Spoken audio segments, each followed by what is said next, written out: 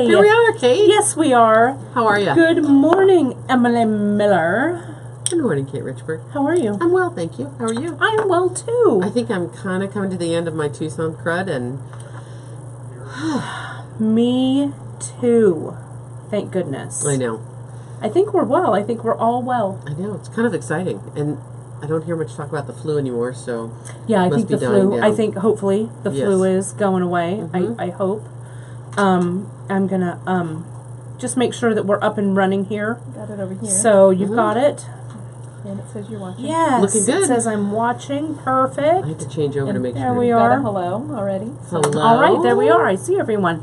Great. Well, it's great to have everybody on this Wednesday here at beadshop.com, our Yeah. Facebook Live. Sunny day here in California. Yeah, it is. It's a little chilly. Yeah. But it's a really pretty day. It's a lovely day. Yes, it's great. Best day for wire ever. We're going to have so Best much day fun for with wire. yet, That's right. right? Because there could be more. Perfect wire. There will be more. Well, I think. If today is any indication, there's more wire coming. Well, it's Kate and Emily in front of the camera, Brando's behind the camera, and we have all of our bead shop, everyone scurrying around, filling orders and Busy. Yep, doing Yep. our thing. Keeping So out of trouble. thank you so much for joining us today. You know, Em, I just posted, you were looking at this, I just posted on our regular bead shop page, there was kind of a fun article that came out Really today. cute. I thought it was really cute, from interweave.com. My friend Katie Hacker wrote it. Hello out there, Katie Hacker, if you're watching or if you watch later. You may know Katie. She's the host of Beads, Baubles, and Jewels on PBS, and sometimes I go out there and film with her. It's a lot of fun. She also wears many hats in this bead world, Yeah. which is great. And has worn many hats. Has worn many Yeah. hats. She has come in, she wrote this great article for Interweave. I think it's just if you go to interweave.com, it might be on their Beading Daily site or one of those, but I linked it on our beadshop.com page, on It's our really page cute. there. Yeah. And what Katie wrote about was she interviewed different people from the bead world, me being one of them. I guess I'm from the bead world. It's kind of exciting. And we talked about our most embarrassing moments as like an instructor or, you know, in the classroom or, you know, being out and about. And I find that kind of timely because we've been having some discussions about that in our Facebook page, the Bead Table, Bead Shop community. And I know, Emily, you've also, I've had a plenty share of embarrassing moments well, you know, and learning experiences, Yeah. opportunities to learn. yeah. As you might think. And we're having some conversations about, you know, fear of selling your work and Oh. stuff like that, and, you know, over in the group. And I just thought it was kind of a fun thing to post that article and also talk. You and I, we both make jewelry that we sell. We do. And I hate selling my own jewelry. I do too. I agree completely. So it's kind of interesting, you know, that we all kind of have these fears and misgivings sometimes. I think too. I get when I make something, and most of the time I make things for myself, but I make it as gifts or for someone else. I get a little bit emotionally invested in them, and I forget to put the right price on it, or I put too high a price. Emotional investment. I don't It's so really true. want to be. I don't really want to sell it, and so the teaching thing for me has kind of brought me around to being able to. I won't sell you this piece of jewelry that I'm wearing, but I'll show you how to make one. That's right. You can make your own. That's so right. And I guess that's kind of what I prefer in a lot of ways, and I do put myself out there for sale kind of on a regular basis. I'm always looking for great display options. I'm always building new display things. You are so good with building I display. I have really a lot of fun doing all those parts. I just hate the self-representation. I hate standing there and saying, this is my thing, and when someone says, Right. I don't really care for it, I go, oh. Oh, right. It's like you're wounded to the core. It's my favorite. Right. No, So, I agree. When I'm really great at giving advice about selling, too, because I can tell you how to sell things that aren't mine. This tool right here, It's amazing. let me sell you this. Well, one of the things You'll want 100 of them. That's right. Right? And one of the things that I, you know, like if I'm making a piece, like if this were my piece, and someone would come up to my table or whatever, and they'd go, oh, what is that? And you got, I don't really understand You're it. like, that's a little piece of my soul is what that is that you have in your hands, And right? you know, I do come from an art background. I have a degree in photography and commercial photography. It's funny, I don't feel this way at all about my photography. Really? Not at all. If you don't like it, it's all right. I don't. I do not feel this way. It's a very interesting divide. That is interesting. You know, I had various clients where I would take photographs for them, and they'd say, "Well, it's not quite what I'm looking for," and I would get really invested in figuring out what I needed to do to make it what they wanted, and it was all really great, and that was this give and take. But it felt really normal, like it wasn't.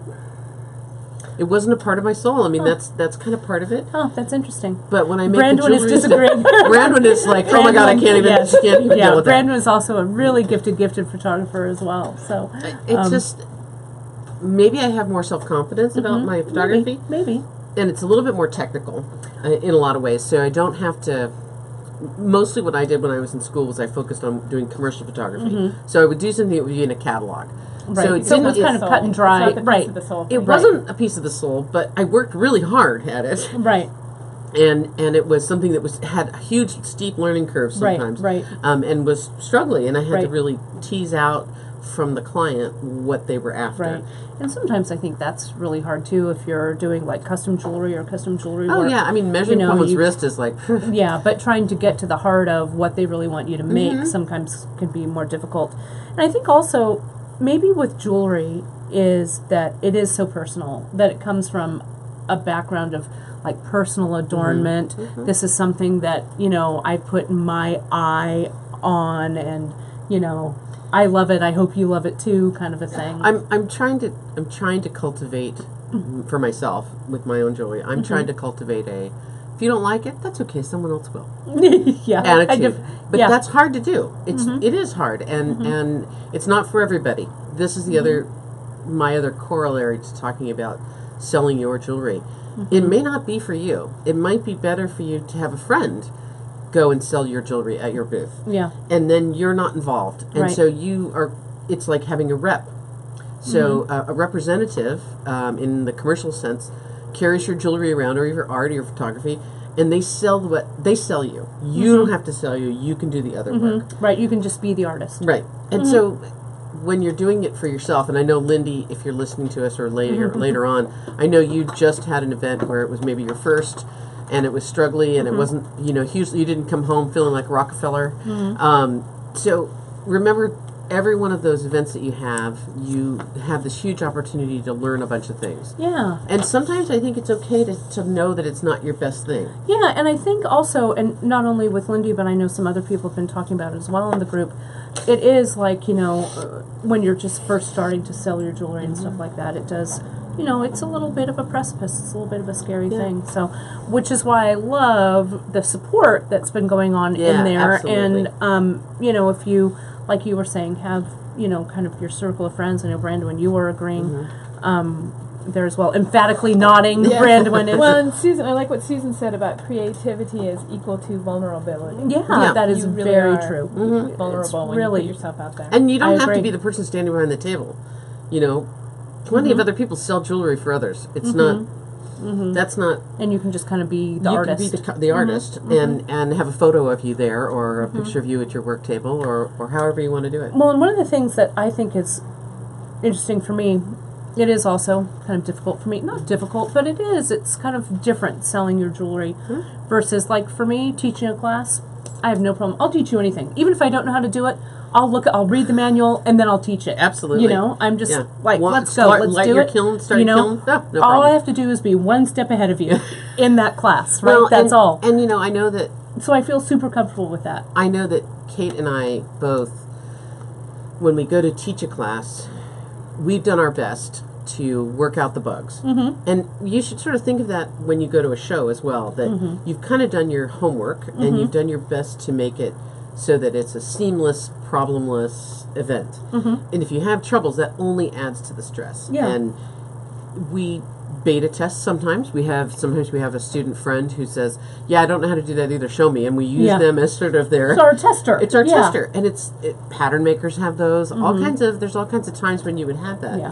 So having that beta test or doing it once or twice before I have to show someone It's is super helpful. It's super helpful, and it would be irresponsible of me not to do that. Well, and it's also like kind of a warm up, like when we warm up before we make jewelry or whatever. Yeah. We do a little wire wrap or we do something like that. It's the same thing. Do a little warm up. I always like to give my jewelry out to friends to test wear. Well, I was just, we got a comment from somebody named Gwen. No, that's how my mom. lovely to give That's things right. to your mother. It is true. I give my mom a lot of things to wear. It's true. My sister, I'm working on her birthday box right Right, now. as we speak. Multiple boxes inside that birthday box.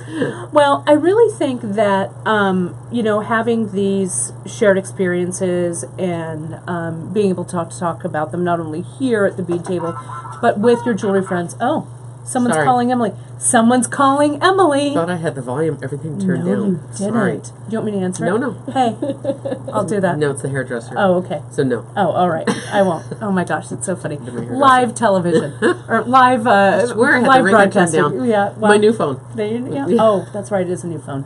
You'll get a pass on Thanks. that one. Yeah, no problem.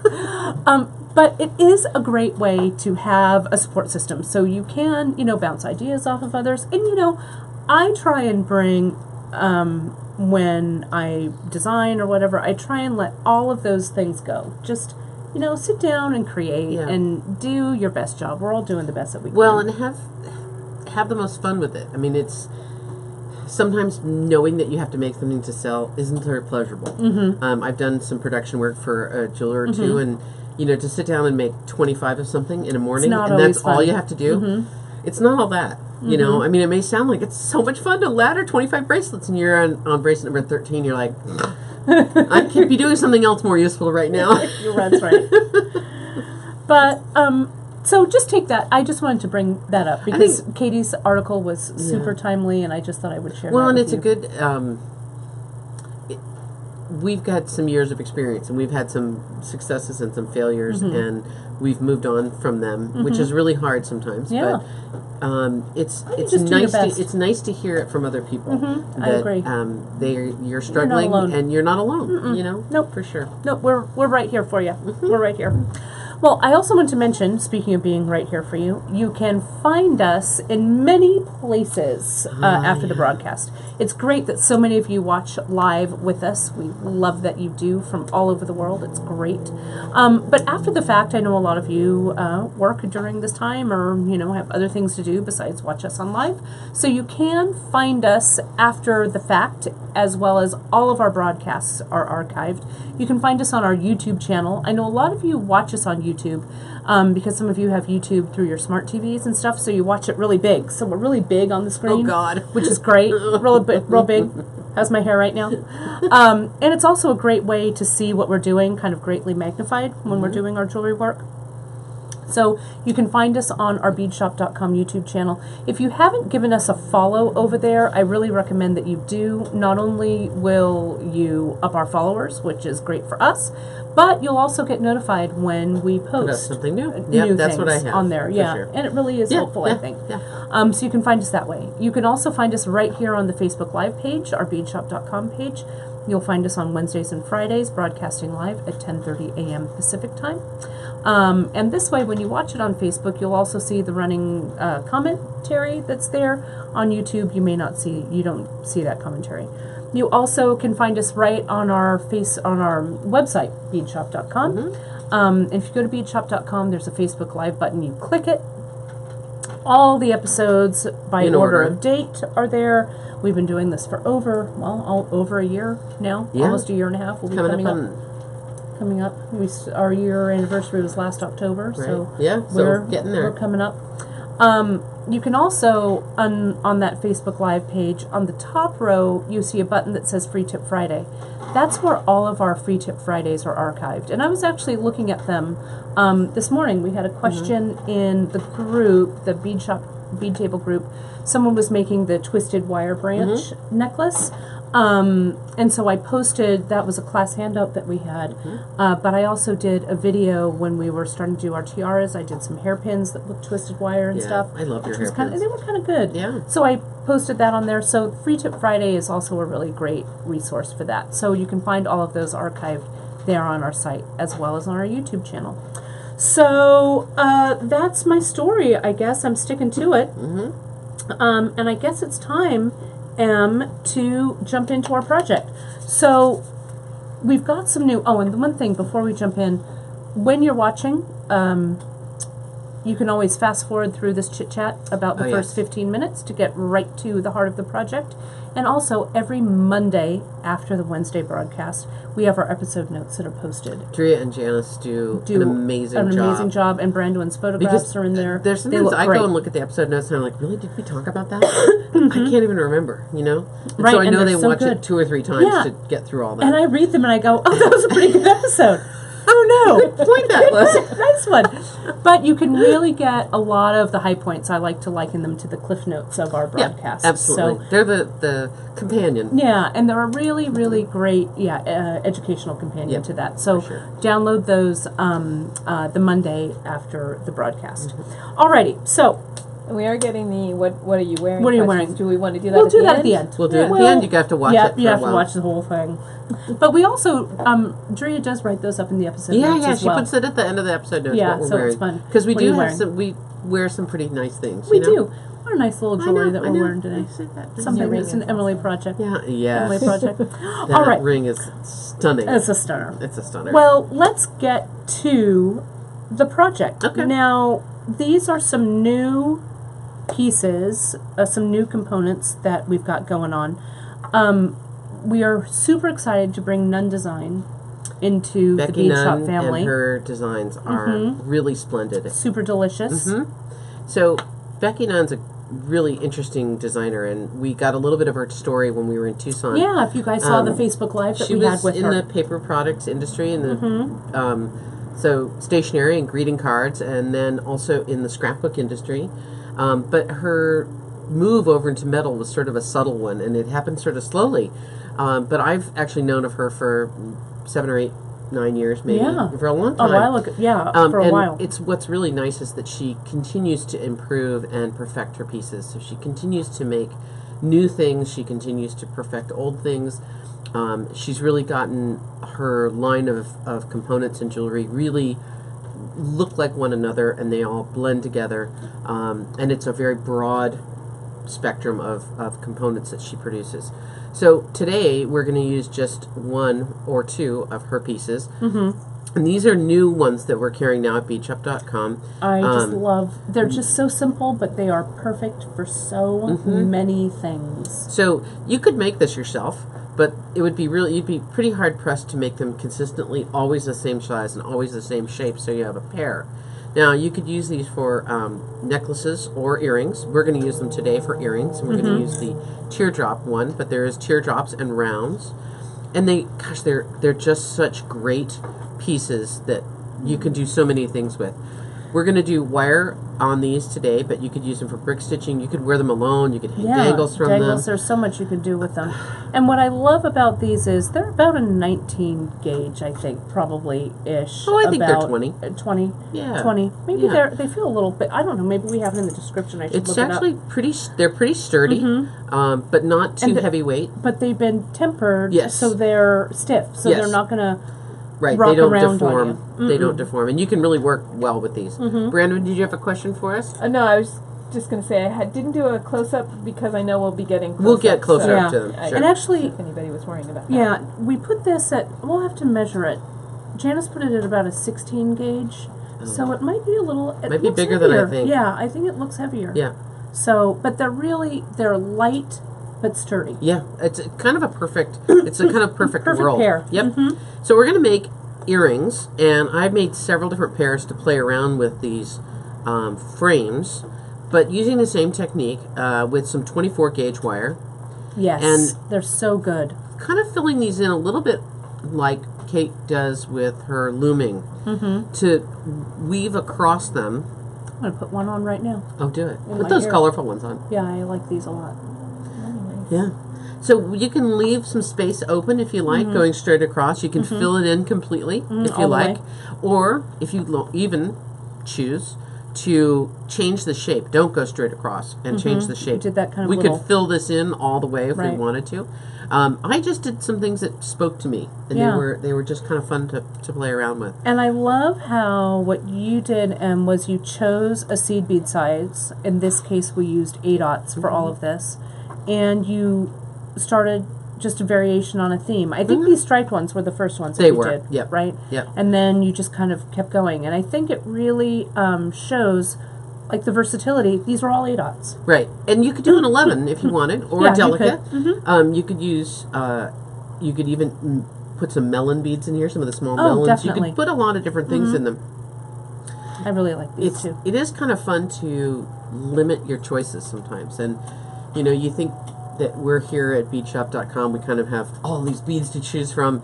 And sometimes it's too many. Right. It's too hard to Yes. make the choices. And we often do this as a group. Janice helped us morph some of these palettes and come up with some ideas for them as well. I like working with wire and these components very much. They were. It was very pleasurable. It was a fairly fast make. It was a fast also. piece. Yeah. So you'll it's see that something when we work on them that today. you can do fairly quickly. I did pick out ear wires, 3 different pairs, gold with a ball, sterling with a ball, and I also kind of liked these darker niobium ones, which I could have picked the one with the copper ball, but it was just a choice. Yeah, it was So nice. any of those choices would be fine.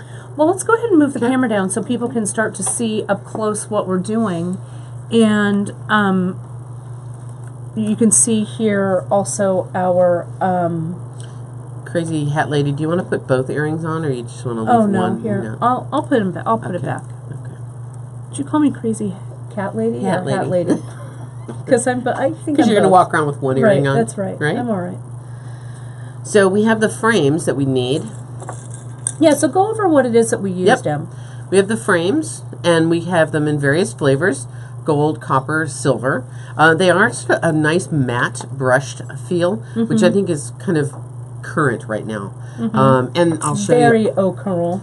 the 3 choices of flavors And we have them not only in the teardrops, but we also are carrying them in the rounds. in the rounds. And so let's put those guys out there too, 'cause those are Yeah, they're so good. really pretty. Teardrop has that kind of elongating effect, It which is I rather true. like. So teardrops, rounds, and ear wires.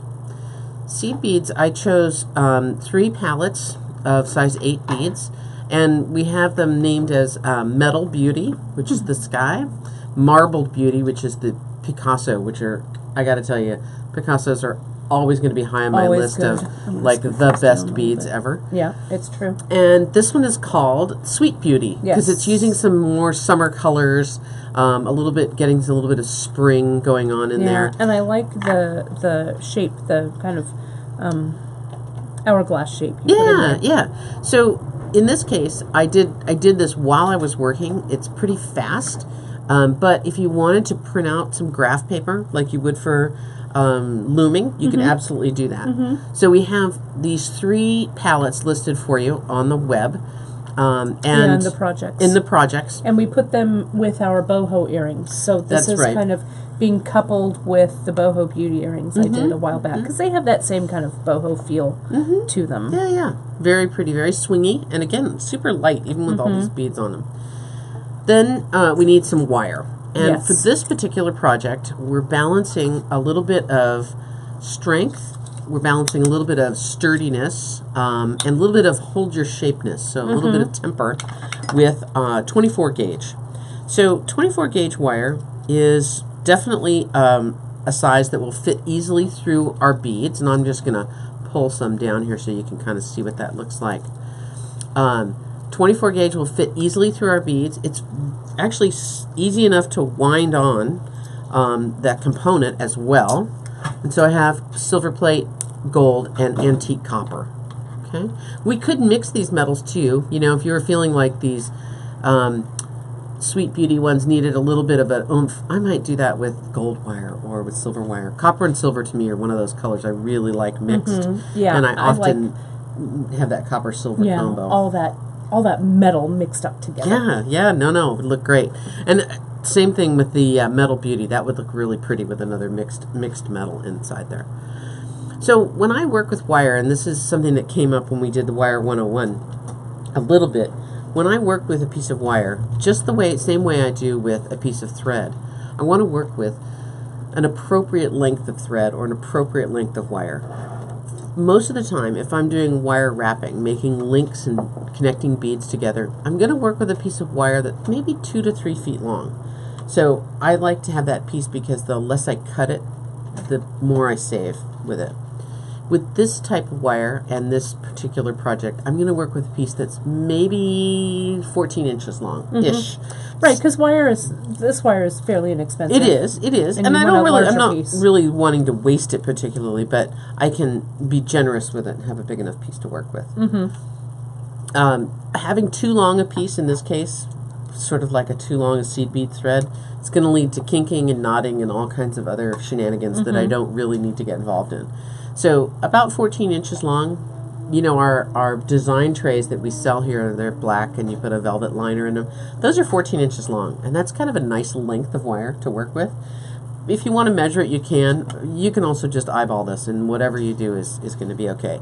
If it's too long, cut it in half. That way at least you have 2 smaller pieces to work with rather than just trying to cut off a couple inches.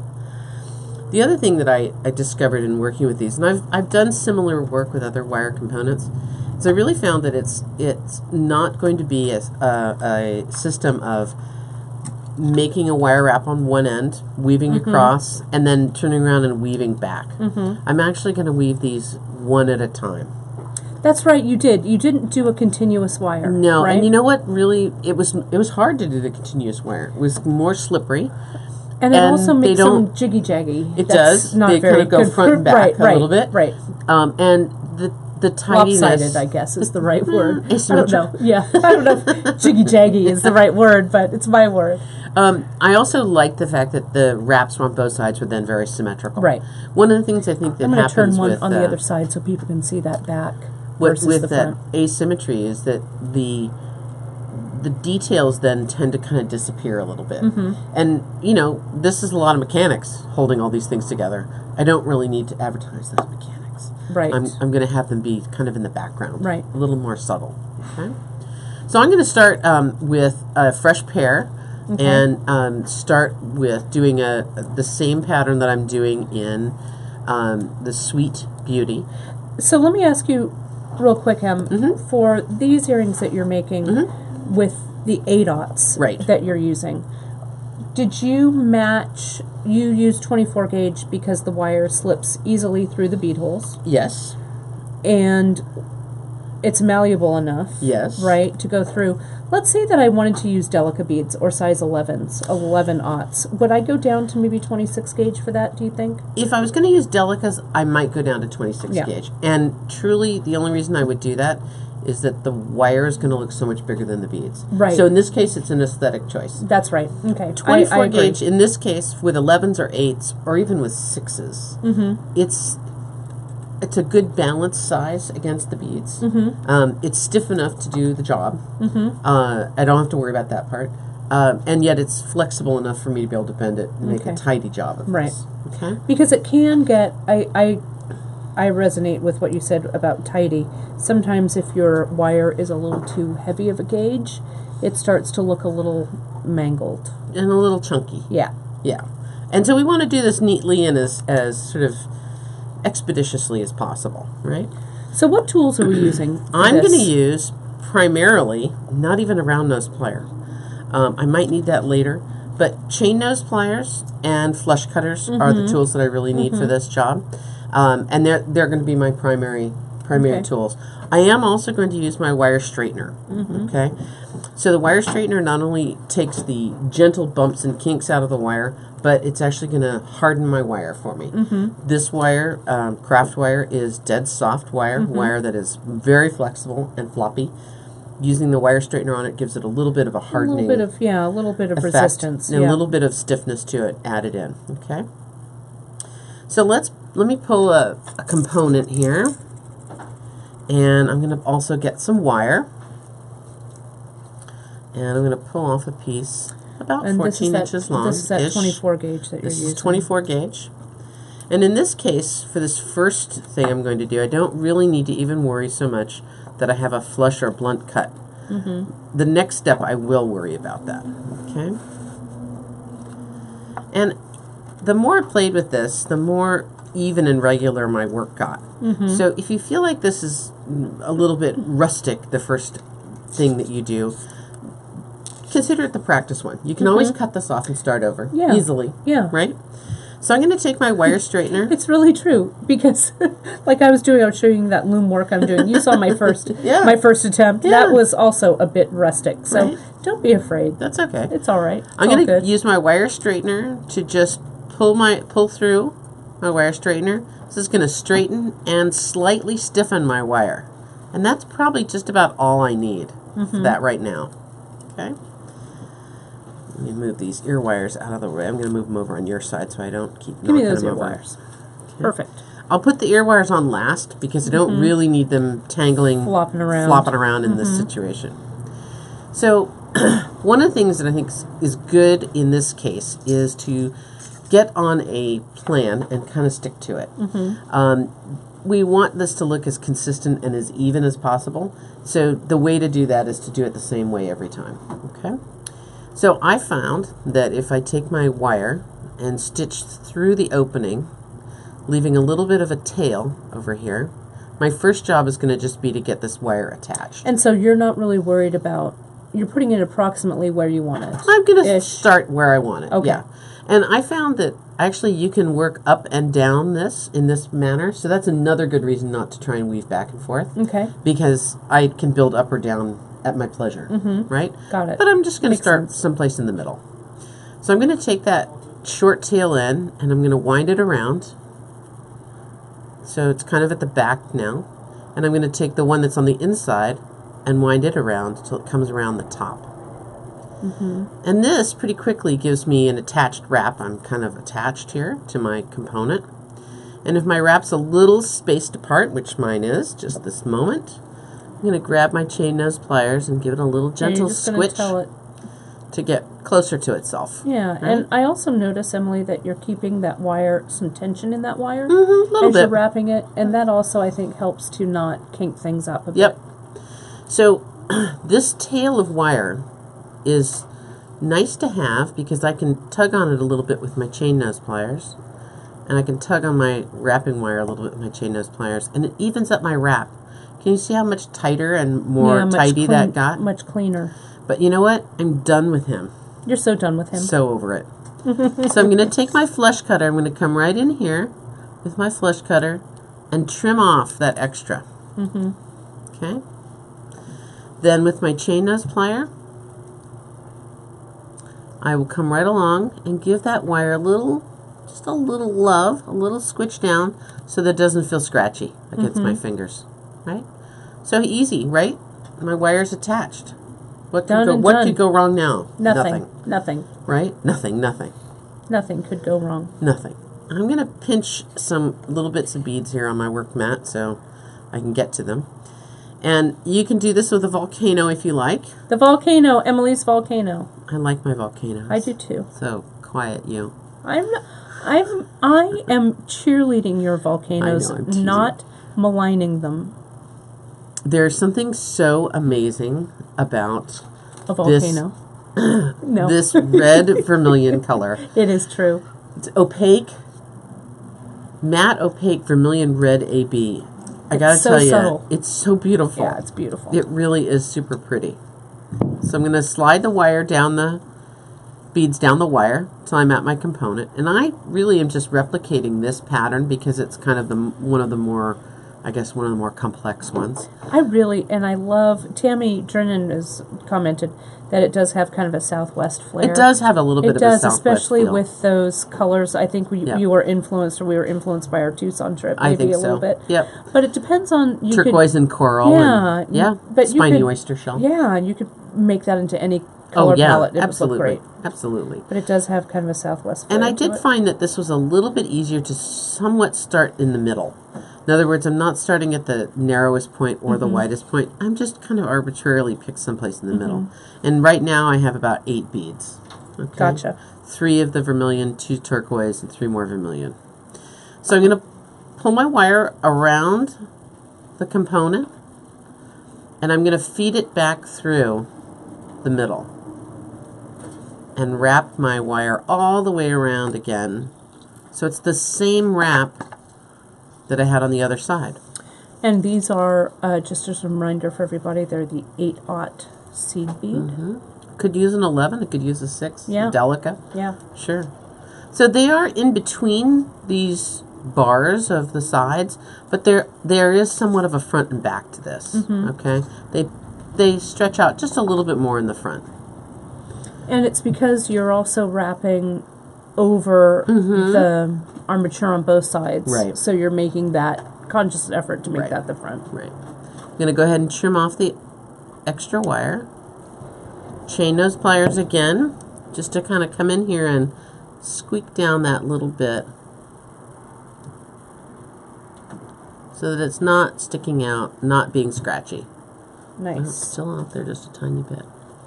Do it again. There we Gosh, go. it's such a summer-like earring or a springtime-like earring. Right? It's really good.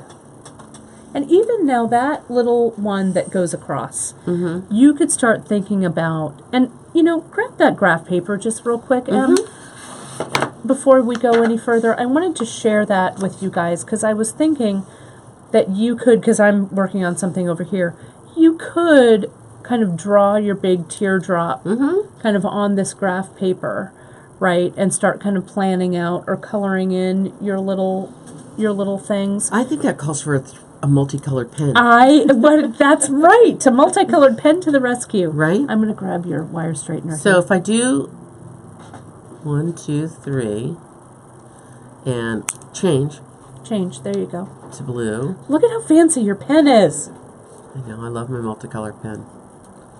Back to red, Right. right? And I love how you can figure out, okay, if that's your scale, you can go, all right, then my teardrop will kind of be that way. You can also start thinking about, if I have this here, I'm just going to grab this. You could also start thinking about, well, maybe you do little dangle drops inside from here on head pins even, if you wanted to. I forgot to get you head pins, I'm sorry, That's I all failed. right. No, it's okay. Right?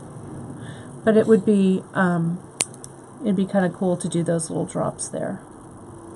So I didn't want to stop you in mid design, no. but I thought this would be a great place to share that design, because I thought when you said this morning graph paper, I was all over it. I love graph paper. I do too. So this allows me to kind of draw out what my plan is, but because this one is a teardrop shape, remember you're going to have some change, right? It's not as wide at the bottom as it is at the top.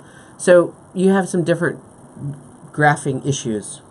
And that's okay. It's just nice to be able to lay things out and have a little bit of a plan. Okay?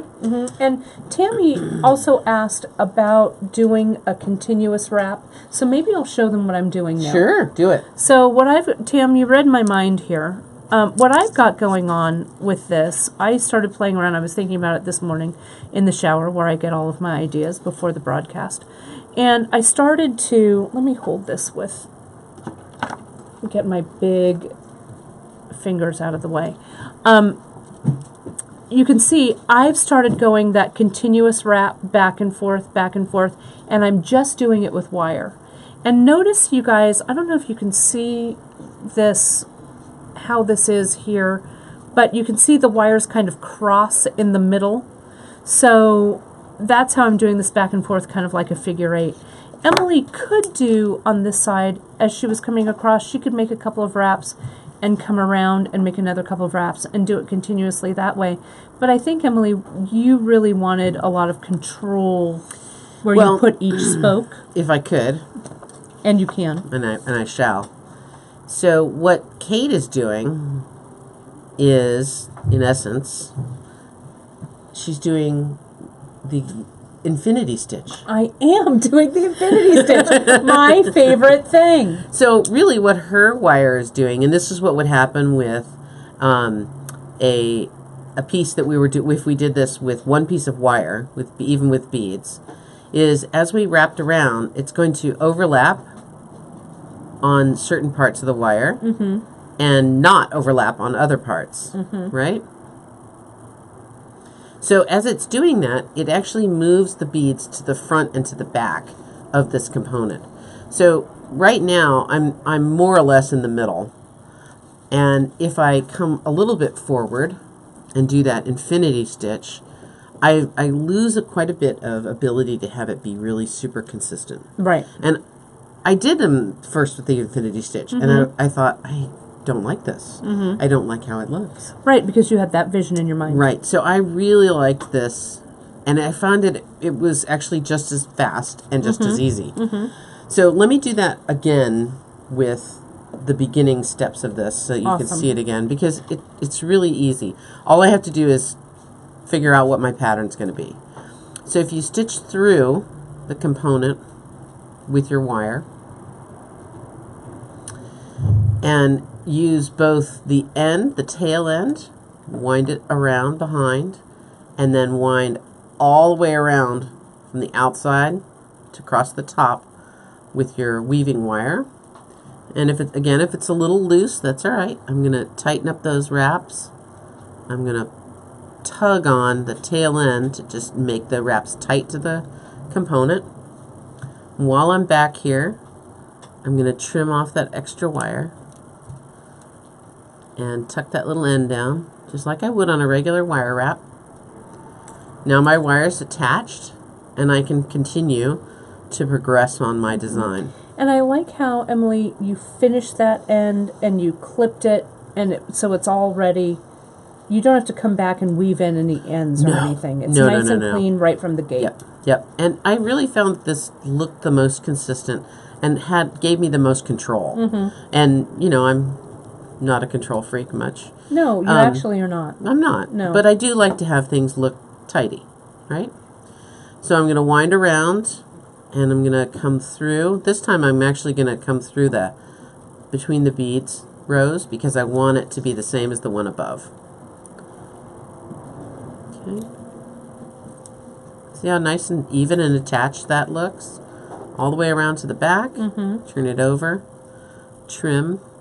It's not like you have to thread the needle every time, each row. It's not as difficult as it would be with seed beading. It's just, I think, makes far more common sense, I think, most of the time, to do it this way. To just neaten it. Yep. Look how tidy that looks. Yeah. Come on. And it looks really good. I like it. Let me show, if you don't mind, Sure, go while for you're it. prepping, I'm going to show you kind of compare and contrast what I've got going on here. So I've got this, I did this little band of beads across the top, and I took, as I've been weaving in back and forth, figure eight, figure eight, figure eight, and then when it came to putting a line of beads on these guys, what I did was I took a leaf out of your book, or a bead out of your book, and I went over, put the beads on, and then went over and back, so that this line of beads that I made is sticking out. Right. Kind of nice. Right. I think what I'm going to do is I'm going to add a little more infinity weaving here, and I'll do another, maybe I'll do 3 stripes of beads. This one being one, maybe a second one, and maybe a third one down here at the And bottom. Kate, you're working with 26 gauge wire. I am. So yes. a smaller gauge than I was working with. And I like how it looks. I would love this to be sterling wire so we could oxidize it. Yes. So that it would have some oomph to it. Agree. But so we could make this weaving much more firm, and I might actually go down to a 28 gauge even. I had 28 gauge in my hand. Good. Yeah. And I thought we brought it out. Yeah. 28 gauge would give me even a finer, Like a and more compact. it would look more thread-like, and I think I would like that. You know what else I think would be fun to try is twisting 2 wires together and It would using the be. twisted wire for that. To weave in here, it would look really nice. It would look really, really We nice. need to do an episode on twisting. There's so many. Oh, it's so fun. So much wire twisting that you would get into. Right. But you can see here at the back, you guys, how it's still pretty clean, and this definitely has a front and a back to it. This wrapped, I wanted to show you because I was noticing it when I was working with these. This loop that, and Faye was mentioning earlier, are these soldered. They're actually not soldered. They're twisted. They come around and then the piece is twisted here. You can see that these hoops, I feel like they have a definite front and back. Me the too. end of that wrap is here, so I made this part, the part that had just this single little wrap over the top, I made that my front. And it's funny, I thought that the front and back was also apparent, and I really liked this to be my front. Really, the Because little of over, because of that wrap coming little over wrap? the top. Yeah. Yeah, I made it so that this one was there, and so I made that choice to put this on the same size as that one. But that's funny how you make that choice That about what's conscious the front. decision. Yeah, Right? and these loops, do these open? I want to see if they It open. it does. It Do they? looks open to me. Yeah, let me just try it. And yeah, Yeah, it does. look It at that. lifts to open. So that's a simple loop here at the top. And And I wouldn't work it easy back to- and forth, back No, and forth, back and too forth. much. But you could open open and it a close couple it. of times. Yeah, absolutely. All right, I'm going to get back to work on this. You Okay. keep doing Well, your I thing. thought that this one works up pretty quickly, and I think maybe everybody'd like me to do one more row, and then I'm going to move on and do a little bit of demo where I actually formed the beads themselves, right? To do that. So I'm going to do one more row just to refresh you keep you up to date on the technique, and I'm going to stitch in from the middle, right? And I'm going to wrap that wire around to the back, and then take the long wire around to the front. That gives me that really consistent looking wrap. I've done it the same each time, so my wraps all look alike. So precise. You are a precise wire wrapper. I guess. I know. I sort of like I it. vacillate back and I forth. like it the way I like it. Yeah. There's definitely times where I want it to be more Things call organic. for different designs. That's But for sure. I guess I kind of like it the way I like it. I don't Yeah. know how else to tell you. Yep, I don't know I what agree. else to say. I agree. Right? I'll put some of these finished projects in there so All right. everybody can see, or at Take least a the one study that on them. you're going for. Yep. Let me put that there. So that's where Emily is going with this piece. And we'll show you another close-up at the end too. And again, those will all be in your episode notes. So now I'm doing the next row up, going up the component towards the top, or what I think of as the top, the tip of it. And I put on 8 beads, but 8 beads are too many here because they Too don't many all want to beads. fit. So this is actually a point where you might want to do a little editing and culling on your beads. I noticed that this very last vermilion bead is actually a little bit smaller, and I'm kind of happy to meet him. All right, That's when a smaller bead it's when a smaller bead's super comes handy. in handy. So I'm gonna kind of slide him off and put him to the side, and I'm gonna slide off all these other vermilion beads and the blue beads for the moment, because there was one slightly smaller vermilion bead that I caught sight of, and I'm gonna go back and put on the same beads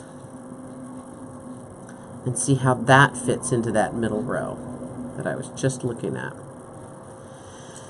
These eight So- knots are super satisfying. They with this. are, and they're super easy, huh? Yeah, it's the right Right? size. I like this So size. now my strand of beads is a little bit too small. So I'm going to pull that off again. Sigh. sigh, and I'm going to pick up a bigger vermilion one. You just like saying vermilion. Or maybe that's just me. I like saying vermilion. saying vermilion. Vermilion. It's- Vermilion Sounds so like fancy. million. Yes. 1 million beads. I was That's what reading would an like. article about cochineal, about dyeing. Oh, And cochineal. Cochineal, one of my Right? favorite reds. Yes. And Emily, you're using red, turquoise, and what's the orangey? It's the transparent orange. It AB. is. It's matte the transparent matte orange. transparent AB. Yep, Yeah, really beautiful. pretty, right? So I'm getting a lot closer, and I think I'm kind of okay with this little bit of movement in there. I don't think I could get another bead in there and have my pattern look as cool as it looks now. So I'm actually going to go for it.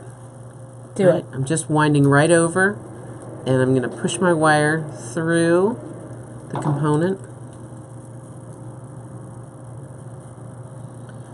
You know, you're not ever always going to have the perfect size bead in any situation. Sometimes you're going to have to make compromises. Yes, you're just going to have to You're going to go for it. have to go Just for make it. some choices. Right? Make good choices. Right? So I really like how that's looking. I do too. I'm going to wind that all the way around to the back and then clip away the extra, which is my working yarn. Your working yarn, yes. Gosh, I've got yarn on the brain. You do. We're going to go to the yarn.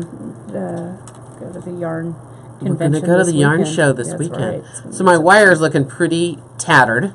That's okay. That's just not a problem. A little tattered. A little tattered. I can straighten that with my wire straightener. Right? You've got it there. I've got it. Yep. So moving right along from this, I can show you what it looks like to do one like this. Okay. Yeah, I think people would be interested to see the curve. Yeah. It was. I know I'm interested. It was super, really, really difficult, and I had to spend a lot of time. You have a lot of time. Working on it. Not really at all. And you can see as you're getting that ready, you can see I've added my second row of That's looking beads. good. I think it is. I don't know. I just jumped in and kind of went for it. I really like the contrast of the copper peeking through with this silver. I think it looks good. I chose this blue, the blue that you used in this Picasso stripe. Oh yeah, absolutely. It's the which one is it? Picasso Transparent Olivine. That's what it is, Picasso Yep. Transparent Olivine. And I felt like it really had a little bit of a copper tone to it. Agreed. So I think it really picked up the copper metal in here. And I think the ear wire I'd put on this would be the copper. I think so too. You could put a silver one if you Yeah, wanted to absolutely. contrast it, but Yeah. but I think it Yeah, would work. that's really pretty. Yeah, it's coming along. It's coming along. Moving right along. So if I was going to work on this one, I would do the same thing. What I found working with the curves was it was easier to build from that small curve going up and then from this bigger curve also going up. If you try and make that small one, I think you're going to get out of control pretty quickly. So easier to work from that curve going up to that bigger curve this direction, or from the bigger curve going up to the smaller curve. Like if you're doing a Zentangle drawing, Yeah. right? You start it small, Right. and then you go Right. big. Kind of the same thing. Right? So what I did, the same starting position, right? Fed my wire into the component. I'm sorry that I pinched that under my finger, so I have to hide it from you. Right?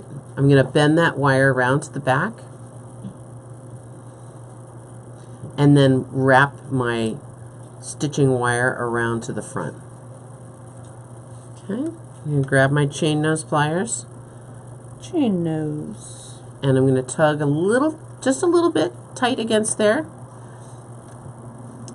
Squishy it together.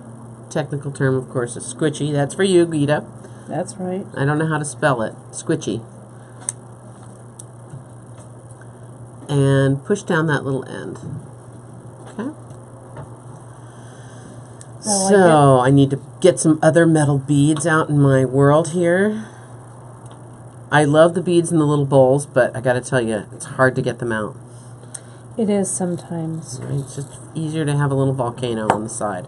Any chance I get to say volcano, I'm gonna say it. That's right. Sorry, you guys. I know everybody laughs at me about my volcanoes. No, but it's Gita was having some Yeah, spelling Gita's Switchy. Gita's like, I don't know, Gita, just go for it. She's S I don't know. W Q. Sorry, I'm going to reach across. Oopsie. Pardon my border house reach for the That's all right. wire straightener. So I'm just using the end of my wire like a needle. And this was a bit of an arbitrary choice as to how many beads this was. And at the bottom, I have a row of 6. So let's see how many have I got on here. Plenty. 8. Let's take a couple off. Easy enough to slide off a couple. Okay. Brought it down to the very bottom. And then curved it. Just using your fingers. Just using my fingers. That 24 gauge wire, it's the bomb. Pretty malleable. Right? And this was really just an aesthetic choice of where this happened to start.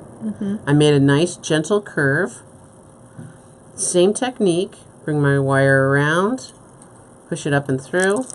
Pull it in through and all the way around to the back. And again, notice you guys, Emily's keeping that tension on that wire a little bit so it's not getting all mucked up, right?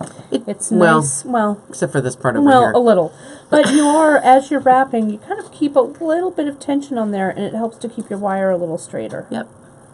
I'm going to clip off my extra. Push it down. Squitch it together as needed. And I might have lost a little bit of my curve, but guess what? That's so okay. Yeah, you can bring that. I can bring these guys back and build that curve in again. So this is just the power of making the wire do what you tell it to. Right. Right? As we all know, Who's the boss? The boss of that wire? I think that's our friend Lisa's. That's you. Right? Way of describing You're it. the boss of that wire. Who's the boss? Who's the boss? I'm the boss. I'm the boss. You got to keep saying it. That's right. All right. Next row. Oops. Wire in through the center of the component. First thing I want to do is just get it connected, right? So go around to the back and then bring my stitching wire around to the front. Same each time. Pull it, oh! Pulled it a little too tight. Pull it tight. Trim off the end. Squitch those wires together and tuck in that little tail. Okay. It's a very gentle little tuck to get that tail tied down in there. Doesn't take much effort. In fact, I overdid it a little bit, so I went back. So look, ooh, that's kind of cool. Let's see. Ooh. Sorry, that was by accident, but suddenly look how cool that is. That's right. Right? Working with this curve, that's kind of what I'm struggling with too at the bottom. So instead of going around the bottom, sometimes I think I'm going to go over to the side. That was accidental, guys. I didn't mean to do that. But I think I'm going to fly with that. Do it. Because now I'm there and Now I want it. You're in the moment. So I do take a little bit of editing of my beads. I take a look at them as I'm putting them on the wire, and certainly before I secure them into place, I make sure that the beads are as I would like. Seed beads are always going to have a few things that you're going to cull out because they're irregular, and I'm just looking to make the most even representation I can here. Okay. Sometimes it's nice to have a large bead when you need it. And since I changed my plan, happy accident here, I'm going to have to figure out how many beads I'm going to have on this curve. I think that looks like it right there. Right? What do you think, Kate? Oops. Let me see. Yeah, that looks looks right. like it? Yeah. All right. And while you're bringing that around, I want to show people where I'm struggling with a little bit with this guy. So you can see I've got my third row here, but it's all kind of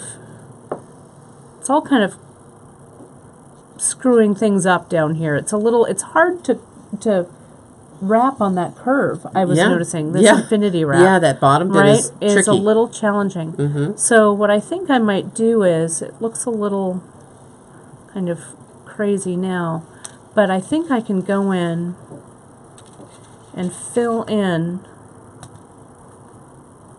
that area that I'm wrapping. I think that's really great. cool, huh? I like that kind of flow on that piece. Yeah, me too. But I can and I could come make back them in. bookmarked so Yeah, they look right, so yeah. they're opposites. So I'm just kind of coming back in and now weaving back up to kind of fill in some of this random space that's in here. I could also, this is where I think, Emily, your stringing, especially like on the bottom with these guys, when you filled this in with your single lines, that's when it comes in handy, because doing this infinity stitch on this little curve is kind of making me a little crazy, but I think it's coming together actually. So I saw that JP was asking me to do one where we use one piece of wire back and forth. Absolutely, JP, we can do that. Yeah, and we've got time for it. Yep, so absolutely. Oh, perfect timing. Look at us. We're doing okay. We're doing just great. Yes. So JP was wanting me to do one where I wired back and forth across. And I think I'll try that with the large hoop. I'm going to use a silver one so that Oh, we I can like the just sound of that. use a different color. And I'm going to use gold wire, okay? But I'm going to treat it the same way I treated my other pieces. And I'm going to feed through from the inside of the loop of the component and wind around and then back around to secure. And really just getting it attached sometimes is a challenge. So having a plan for getting things really connected is, I think, a good one. And I think I really love that round component. And you I do could, too. you know, if you have maker's fatigue, like I do sometimes when I make one, and you don't want to make the second one, right? Second sock syndrome? Second sock syndrome. This would really make a great pendant. Oh, it would be a beautiful Right? pendant. Yeah, yeah. So you could just stop. You know, I've been noticing a lot of 70s references, and this feels a little bit like, do you remember in the 70s there was sunsets or sunrises were kind of a graphic element, t-shirts Yes, with yeah, that with kind the of a sunrise, sunrise sunset. on it. Yep, I and do. and it kind of has that feel for me. I don't know why this piece has a little bit of a sort of a 70s vibe to Right, it. 70s album cover vibe. Yeah, a little Right? bit. Yeah, Fleetwood Mac, or I don't know. I don't know. Somebody, Maybe Fleetwood Mac's to 80s, or well, no, Fleetwood Mac's to they 70s, would- yeah, right? Yeah. So I just grabbed these beautiful transparent matte orange. I have a little trouble saying the word orange. And I'm going to wind across. So even on this long distance, 24 gauge is plenty stiff enough to hold this in place. I took one off. And I'm going to wind around. And I liked feeding through that loop of thread of wire rather than the ends. It's less kinkiness happening. And I have to put my wire cutters way out of reach so that I won't automatically cut this off. Right. Right? So now, when I come back to do my next row across, can you see how I'm working kind of on the back side from where I was before? Even if I'm working right in the middle, there's going to be, just like on a woven basket, there's going to be somewhat of an inside and an outside. Right?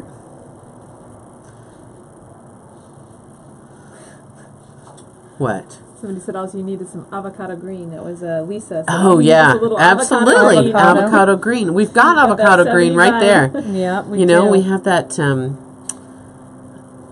that Picasso bead that's definitely an avocado green.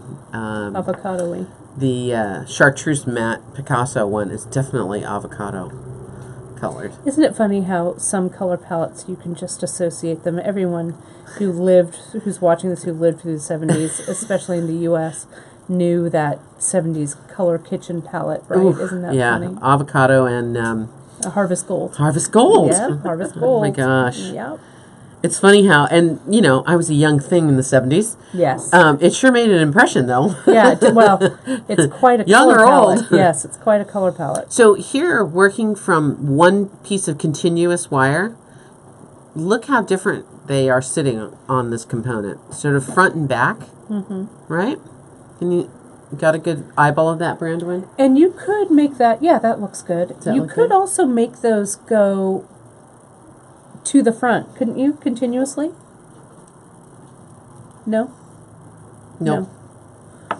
Like if I wrapped and wrapped. No, maybe I couldn't. I don't know. I tried that. Okay. I was just thinking about it in my head. So if I wind around, just like I always Uh-huh. have done, right? Push through the wire. Yeah, you would have to like infinity stitch it or something. Yes. Yeah. Right. Okay. Yeah. Yeah. Yeah. I'm just deep in infinity mode. I know you are. And I'm going to give these a little bit of a jiggle around here. So what happens is, looking for my pointer. Sorry. Sorry, I've got Sorry. your pointer. These two are separated, but this one is not. And they are a little bit front to back to one another. So they're not quite consistent. And that was what was giving me, as I like to say, the bugs. The fit, right, I was going to say the fits. Yeah, I just didn't like how inconsistent this looked. And even as much as I can manipulate them around and wiggle them and adjust and everything, it felt too uncertain to me. So really, the trial and error happened at some point with this. I actually did try a couple of different ways, thinking that I could try a couple of different methods and see which one worked best. I think doing it as a single strand at a time looks the nicest and looks the most consistent. Okay. Well, Janice is seeing the light here, and she now Okay. understands your thinking behind it. Yeah, yeah. So, and if you wanted to have that effect, you certainly could. We could also, another way we could do is actually make these reversible. So if this was a pendant, we could actually have another color and make this on the back side more. So they lined up side by side, front to back. And that would be another way to use that effect, right? Right, in a more controlled way. In a more controlled way, Yeah. right? Any questions that I'm missing out on, Brandon, over there? That's looking good, I think. Yeah, there were a lot of answers, I think, with the try nut. And Okay. everybody's like Yeah, understanding where And a lot of agreeing with you. ahas. Yeah. I want to share this Okay. because I think that this is my answer to what was going on, the messiness. Oh, I didn't like that. Yeah, I didn't like the messiness. Right. That back I and feel forth that. was, I was all, nah. Honey, Yeah, yeah. you're with me. I preach to the choir right here because free-form wire does not necessarily mean messy, and when messy gets messy, And it's you know, messy. there are certain designers who work with kind of messy wrapping as sort of their design, and I like that in its in place. spurts, yeah, in its place exactly. But it has to be really thought out. Well, that's why this situation got to be too messy. got to be, yeah, I It know. got I to be too understand. messy and too loosey goosey. So what I did here was I started to bring it home with, I wanted some wire, to incorporate some wire down here at the bottom. So I started doing some wraps, but I intentionally started leaving some space in between these wraps so that the copper would be peeking through and it pulled kind of this element from the side all the way down. So the way I do that, and I just unwrapped my wire. This isn't a fresh piece. Right. I unwrapped it. I straightened it really carefully with a wire straightener, and it attests to the fact how malleable this wire is because it hasn't broken yet, which I thought it might break, but it didn't. Nothing ventured, nothing gained, right? So I bring it around, and then as I come up, if I need to, I can grab that with my chain nose plier, and it helps me really very deliberately set the wire exactly where I want it to go around the side of this hoop. Because sometimes, you guys, my fingers don't grab as well as they used to. So these pliers really help me grab that wire. And again, I'll come in, straighten this out. Now to finish it, what I also thought was that my wire then would have a little more of a place to grab. So I can finish this off with my wire. I'll come in, and as I wrap, see, now my wire has a place to sit and it won't slide. So I'm going to finish it off with just a couple of infinity wraps. Go in there, go down. Oh, I caught it. Did I? No, I didn't. I just can't see it, Em. I can't see it. And you have your glasses on, I see. I do. So what does that mean? So I noticed, it gave me a moment to check over comments, and I see what Manny is saying. Manny, you're right. You could treat this like a loom woven piece and actually feed the wire back through the beads again. Sure. So that would be- especially if the wire was thin enough. Yeah, if you're using Like 26 28 gauge. yeah, or 20, yeah. 26 So you or definitely 28. could do that. I don't know that I have the patience for that, really. To me, and sometimes it's a time saving or look saving kind of thing. I liked doing the single wraps. I felt that it was very fast that way, and I didn't have to do anything extra at that point. Right. So it went along fairly quickly. So you guys can certainly play around with this some more. Yeah. You know, if you choose to do that continuous wrap back and forth, no matter how many wraps around, you're not going to come up on the same side as you were because you have to finish someplace. Right. So- but looming it. But doing kind of treating these as your warp threads and looming back and forth, you definitely could. You know, I might choose to do even more of an infinity where they cross in the middle. So the only way I could do that to what you were saying Pull this back and I'll finish would be this up. to let me undo this one here. I'm gonna I just really back like up a that chain. loomed idea. That's Yeah. kind of sparking some interest in my brain. Right? So I could do it more like an infinity by not going across to this bar on that side, but to go through.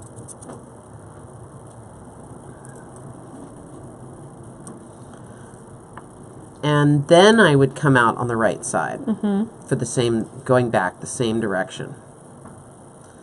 All right? So we could do it like that. And what would happen would be that each of the strands then would cross in the center. This is very much like infinity. Can you see? See how was my first strand, so other one doesn't, but as I go across, and then my next one would cross over that way. And they could crisscross back and forth. So it would be even more like basket looming, basket woven. All right? No, I like the look of that a lot. Yeah. That idea. Yeah, absolutely. So sometimes you'll spark an idea for yourself or for someone else when you're explaining it to someone. You know, I remember showing my husband how to do a few things with really tiny seed beads back in those days when I was beta testing a lot of my new classes.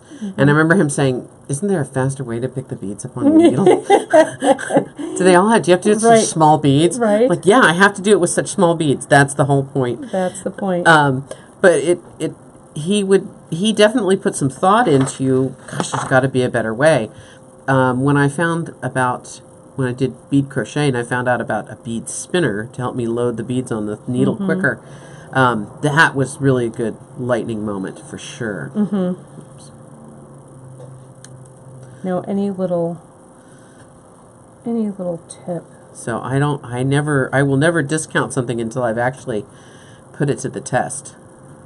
But sometimes it sparks new ideas too when you have a problem that you have to solve. I'm going to leave this little bottom part open. I think I like that little Me too. area open, and I could do a dangle or something from that. Yeah. I just wanted to show you guys the way I'm going to finish this off. I wrapped my wire around really tightly there, and I'm going to come in, I'm going to clip, I'm going to leave that tiniest bit of a tail, and I'm going to get my bent chain, or even my regular chain is fine, and get that right down in and among that wrap, and then I check it with my finger Right? to No make scratchy, sure that scratchy, there's scratchy. no scratchy. And then it's done, and I'll put an ear wire on it. Oh yeah, I didn't put an ear wire on anything. Let's put an ear wire on, and I'll show you, these ear wires, they have loops, both of them open. Okay, so if we were doing a closure or adding this to something that had a completely closed loop, like if this ear wire were soldered closed or whatever, you saw I could open and close this one. But since this loop opens and that loop opens, you just choose the one that you want. And maybe, I don't know, which ear wire do you like? Do you like that silver one, or do you like I like the dark one the actually. dark one? Because Is I that think a it has little better? some contrast. Yeah, okay, I'll use that one. Then if you're opening up an ear wire like this, again, you don't want to open them in and out, or open, closed, open, closed. You just want to toss it up once deliberately, put this on so it's facing the right way. You want to grab it again and close it up. And you want to make sure that it's closed, that the loop is closed itself. You don't want to, again, open, close, or else that loop is gonna fall. And It's going to get metal fatigue and break right off on there. and great, Meredith, thanks for chiming in. Meredith also chimed in about the artistic wire and the tarnish resistance and stuff, and said that our artistic wire, it has a copper core with an enamel coating for the colors, and then a tarnish resistant coating on the top of that. So this has that metal coating, but if you're using the colored coatings, like this guy I here, like the artistic wire for stuff like this. It really does come in a great range of colors. I like it that the silver is non-tarnish. You know, when it comes to using precious metal wires, and I know that that's up in debate right now. We've been talking about it on the group. You know, I'll use coated wires or base metal wires anytime it's not going to be in the piercing of my ear. I'm totally unafraid of them at that point. But the minute we talk about the part that goes through your earlobe, I think having that precious metal wire is really smart. It's just less reactive for most folks, or having the niobium. You know. Well, we're real Kind of fun. excited. We're actually having a meeting after this I podcast. know. To discuss I'm totally our ready to talk. wire expansion. Like I'm never ready to talk. Right, Right. but it's all going to be about wire, expanding our wire. Yeah. Well, this has been, I think it's been a really fun, a fun project Yeah. with these little armatures from Nun Design. Oh, I really love their stuff, and I'm Yeah. really looking forward to doing more with these. Yeah. We will do some brick stitch on these too, ladies and gents. When the time is ripe here, we will start using these as well for some other things. Yeah. Because they're pretty cool. These are going to be great to add with chain. You could, I don't know, you could also, what I might even do is you could wire wrap to this end. If you could do that. Right, you could link it. Ooh. You could wire up to this end and dangle from that, or attach something that you're stringing here, or chain there. There's so much that you could do with these guys. They really attach to chain, I think, really, really beautifully. I think they're a lot of fun. But a really beautiful component from Becky Nunn. When Janice comes, she's going to be here in 2 weeks. We're going to be playing around with some more of our Nun pieces. And then, again, further in March, we have, I'm doing a project with their little treasure bottle, which is going to be really fun. Oh, I know. We're I going to can't talk wait to do it. gluing. We've got new glue and stuff that we're going to be sharing. We're going to be sharing with you. So that'll be great. Well, Brandon, let's move this camera around, shall we? And let's talk about. We can talk about some jewelry and some closing remarks here. Oh, right. I forgot about that. Yeah, we need to Right. share some jewelry. We need to share some jewelry. Now, Emily, I want you to share, if you'd share your necklace, because this really does kind of go with our wire theme today. Well, and that's why I wore it. Yes, that's why you wore it, because you're terribly clever. Pardon me. But talk a little bit about how that piece, maybe I had you move the camera too soon, Bran, but we can show it. I can see them on. You know, I really like beads. Really? I do. I really just to say Me just to say too. just to say get it out get get it out there. Yes, get it out there. A lot of times when I buy a strand of beads, I have a hard time breaking them up from their brethren and Right. making them into something else. Right, because you want to. They're so lovely. Their They're visual impact is so big. Interesting Yeah. when they're all together. These are glass beads that I was told, and I really don't know whether to know this for a fact or not, that these were Roman glass beads. Yes, which I think they are. I think they are too, but I really liked the irregularity of them and the color tone that they were in. And when I bought them, they were in a strand that was graduated.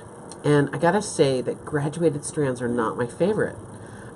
I think they remind me of my mom. I think they remind me of some other famous person who wears a graduated strand of pearls. They're a little bit static for me. They don't really have much movement or much interest because they're kind of small to large. Oh, I love a graduated And I know, Kate. We've had this. Yeah, we've had this discussion. We have I this think discussion all the time. regularly. We do. So what I did when I broke this strand up was Which I love that you did.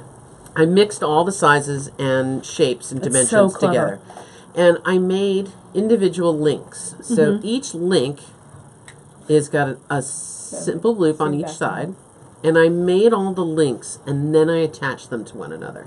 Oh, So I so really you had all these little individual I had this components. little This puddle. pile. Yeah, and I How attached clever. them all together. And may I ask, this was 22 gauge, I'm guessing? Actually, I think it's 20 gauge. 20? Yeah. And the hole sizes, if you'll notice on Ooh, these they're so beads, irregular. they're super irregular, but the loops that you made are super regular, and they're large enough so it doesn't matter that some of the hole sizes are bigger. Right. So a lot of times when I have when I'm love faced this with piece. a project with a lot of irregularity, I do my best to pick something, to do something to it that is regular, to kind of help balance that out a little bit. So with the irregularity of these beads, the chain I made out of them, to me feels very timeless, and it feels very regular because the loops are the same size. So even though the beads vary a little bit in size, the loops themselves are the kind of the glue holding all this together, right? I did bring them together with one bead at each end, right? 2 strands together, and then attach it to the clasp. And I am a kind of a fan of having layered necklaces where there's a short, very short sometimes, and then a long. And I didn't even worry about the sizes of these. I simply picked them up, put them together, however they came to my hand. Or the measure, or really the Diameters, right, the yeah. measurement or No, whatever. no. To me, this felt more natural and more organic and more like the beads themselves. I'll also tell you a quick personal note, on a personal note. When I was a little girl, one of my favorite books Pardon me. was Little House on the Prairie. Me too. Farmer Boy, Little House in the Big Woods, Little House on the Prairie, by the shores of, by the bank of Silver Lake. Shores, Banks, Plum Creek. Plum Creek, right. All those stories. And one of my favorite parts in When they went to, I know this one. I know this one. she's going to tell my stories. I won't tell your story. I love this one.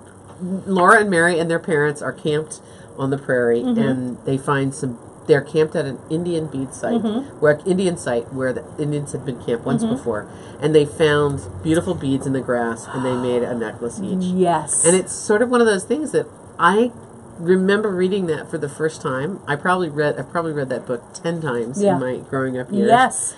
And it's something that resonated with me tremendously. Completely. And I totally want to build a lug house the way Pa did. Right, on the thing. And, I and agree. everything, you know.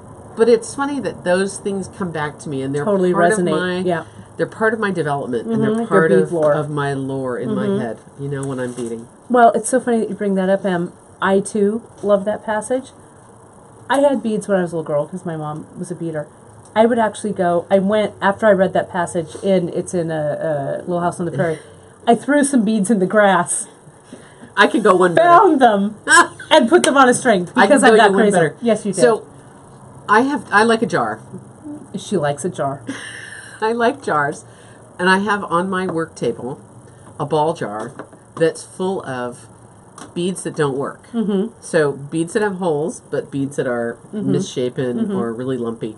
And at some point, I will find an empty lot somewhere, and I will scatter that whole jar of beads. Right. Oh, that'll be so awesome. So someone in 100 years, We'll think Oh this my was a gosh! site. This was a site of a great bead maker. Oh my gosh, I love that story. We'll have to do that together. sorry, I know we've gone way off the track, Right, but- tell us another story. Somebody commented on your shirt, and I realized Oh, you're right. It that does. it looks exactly like our cowgirl chain. It does. Somebody, last time I wore this to you, they said was it looks Zoe, like actually. change. Yeah. It looks like chain, and it really does look like the cowgirl the chain. cowgirl chain that we have. Look at It is that. really funny. I know. I Well, think we that's love why I was wire. drawn to it. Yeah, we love wire. Right? Well, the other Your, pieces. your earrings? These earrings that I'm wearing, these are from our netted bead, Emily's netted bead that she did. This was our Friday night project, or I can hold it up here, Brandon. This was our Friday night project for our bead retreat from last year. It was a lot of fun to do. And Emily, you taught us how to do these netted beads along with dyeing the beads. the beads with, and then we did a Facebook Live on it as well. I love these earrings. It's really fun. And speaking of the bead retreat, we only have 2 spots left. So we Boy. are on the verge of being sold out. The Friday night project for the bead retreat this year is going to be really fun. It's going to be all about metal and wire. It's going to be a lot of fun. So if you are thinking about joining us, you guys, do hop over to beadshop.com and snag yourself a spot. You can early just put a bird spot. deposit. Yeah. Just put a deposit down, and we'd love to see you. And then, of course, I've got my precious Shadows bracelet and some other little, this little prairie guy, and this is a piece I found in Tucson, and then a little ring that I made. Oh my God. Yeah, a little ring. A little ring. A little ring she A little made. something, something. Look at that. Well, I like making rings. Oh my God. So, Split shank. well, Yeah. just be honest. Yeah. I don't think we. I got my props. Well, here, I'll take it off and just set it there. We'll put it in the episode notes. Oh yeah. So we've got some Giveaways and stuff, Yes, we do. which is good. Good times. Good Yep. times had by Party, all. party. So I really hope you guys enjoyed. I had so much fun. It was kind of like an easy wire journey that you can take in a lot of different places. Yeah, you know? absolutely, It's a lot absolutely. of fun. And these pieces, if you're working on selling stuff, this is someplace where you can have some things in your booth that are less expensive Mm-hmm. because they take less time and, let's face it, less emotional commitment to Right, them, right? You can always put a pair on and wear them. You can Mm-hmm. show them around. They could be in school colors or Oh, supporting definitely. colors. If Yeah. you're going to be like it. selling at an event that supports a particular cause, Mm-hmm. you could absolutely do that. Brandon, we see your hand in the camera there taking pictures. Well, now you know how it's done, right? So that's Sorry, okay. we're pulling It's all back the right. curtain It's behind all the. Don't pay no That's attention good. to the wizard. That's right. That's how we Uh, get those shots. But these I think are a really great handmade piece of jewelry that is. Oh yeah. That is Influence. something that you could do to add into the other pieces that you have put out a little bit more effort and, Yeah. and time into. It's a nice accompanying Yeah, absolutely. piece. I love them. Well, I put together for our giveaway today. We got some fun things from Tucson that I sprinkled into this giveaway, and I thought that it would be fun. Let me put. It's like where do I? Oh, I took this earring from this side. We put this earring back in before I forget. Can I open this Yeah, up? do it. Okay. When Emily and I were doing some bead shopping, we did some fun bead shopping for you guys, and it included some really wonderful tiny beads that I added to this mix. So let me isolate the beads, those little beads. Can I have that, Pointer. the pointer, please? Yes, the awl. I picked out some of these beads. You did. This was an Emily pick out. These guys, can you see these little faceted rondelles? How Oh my God, good they're they are. so pretty. And so I thought I'd base today's bead mix on these little guys. And I thought doing a bead mix, I know you guys want to get a bunch of different beads for your designs, but I thought also putting in a tiny bead mix that you guys could work with these, with these components. They would or look beautiful you could with just that. string them or do whatever. But I was also kind of inspired by what Karen was wearing today. She kind of was wearing these colors. Karen had a cute outfit on. So I added kind of an 8/0 mix to that, and I threw in these tiny, what look like almost 2 millimeter, but they have a very generous hole in them. These little faceted rondelles. So that's our Tucson, our little kind of Tucson and Others mix. So that's going to be the giveaway today. And you guys, this isn't something that we sell on the site. So this will be good for our giveaway today. If you do place an order, and there I'm going to put that right in the middle of it because I think that's so pretty. I want to maybe make a ladder bracelet with that. Yeah, it'd be really pretty Yeah, to it's a ladder. really pretty mix. It'd be very delicate. So if you go ahead and you make an order today before 1 p.m. Pacific time, right now it's about 5 to 12. So if you place your order today before 1 p.m., today is the 21st of February. That's where we are. 21st of February. I'm thinking, 21st of Jan. No, it's not. It's February. We're 3/4 of the way through February already in 2018. It's excellent. I know. Time flies when you're beading. You write Itsy Bitsy in the shipping notes, and you find that shipping notes box as you're checking out and you're looking at your total. There's a big box there that says, is there anything you'd like to tell us? Tell us in these notes. That's where you write Itsy Bitsy, and we will add an Itsy Bitsy mix to your order. It's But really again, pretty. that's before 1 p.m. today. So if you're seeing this later on the replay, I'm sorry, it won't be valid. But you can make sure that you do sign up for our newsletter because we do a lot of great fun giveaways and promos and stuff like that in the newsletter. And speaking of newsletter, we threw out a Facebook code today for our broadcast. And we thought it would be fun to put the entire components category on sale.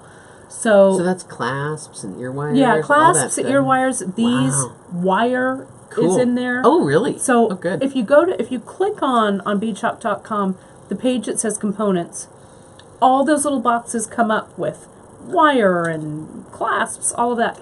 All that stuff is on sale. It's 20% off. All you need to do is in your coupon code box area, you write in component, singular, not plural, 20. Component 20. Okay? Yep. And that'll knock 20% off of all of our It's components. really a good deal. I'm And going to have to get some pieces today, some I can components. tell. I love I'm going to make the other one of these and wear it this weekend when we go to our knitting conference. It'll be fun. I can't wait. Till I know. Saturday. Stitches West, Saturday. If anybody's coming, give us a shout out. We'd Yeah, love to we'd see love you. to see ya. Yeah, if anybody's local and are going to the Big Stitches conference. So that component sale ends tonight, Wednesday, the 21st of February. So that's it. I love it. That's it. That's Yeah. all we've got. Ta-da. Next week, we continue our Wire Odyssey. Next week we're... Yeah, heavy Oh, gauge that's wire. right. That's right. We're You going to made go... the, she made the sample. I can't Well, what week it is. I know. Blah, blah, blah. Details, It's so beautiful. details. This time, we're going to go the other scale of wire. We're going to go big. We're going to go big. Go big or You go remember home. my bracelets that I had on during Wire 101? Mm-hmm. So think that. Think about that. We're going to go for Go through your stash and find Things with big like holes. 8 good things that big holes. Yeah, and we're gonna our tribal section would be great for that. Oh, We've yeah. used some of our tribal beads. Oyster shells and We have some great stuff. So we'll be using 20 gauge or 20 gauge wire and up, kind of. Right. More like 20, 18, 16, and we're gonna have some fun with that. beefy. Yeah, it's gonna be great. So we'll see you next week, and I'll see you this Friday for Free Tip Friday. It's gonna be a surprise to you and me. I don't know. I'll make it up between now and then. It'll be fun. I know. If you have any I have ideas, an idea shout 'em for out. you. I got Oh, an great. idea for you. I Yeah. can't wait to hear it. Okay. Well, After we're done. After we're done. We'll have to save it.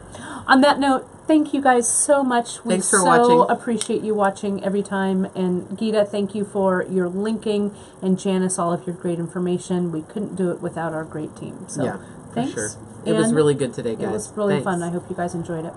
So I'll see you next week Yes, I'll see you next week. on Facebook Live. That's right. And I'll see you on Friday for Free Tip Friday. See you guys Bye, soon. guys. Bye-bye. Thanks a bunch. I'll see you. I'll see you. Not if I see you